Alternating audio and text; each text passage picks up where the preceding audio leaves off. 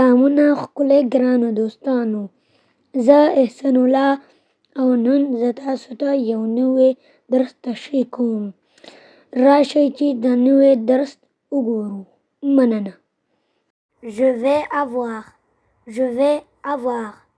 زه به لرم j'arrive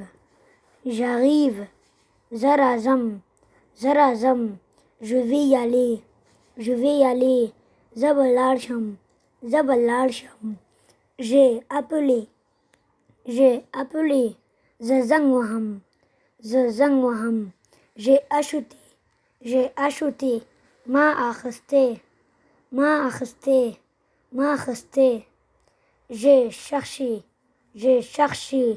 زه لټوم je bois زه څښم je commence زه پیل کوم je comprends زه پوهیږم.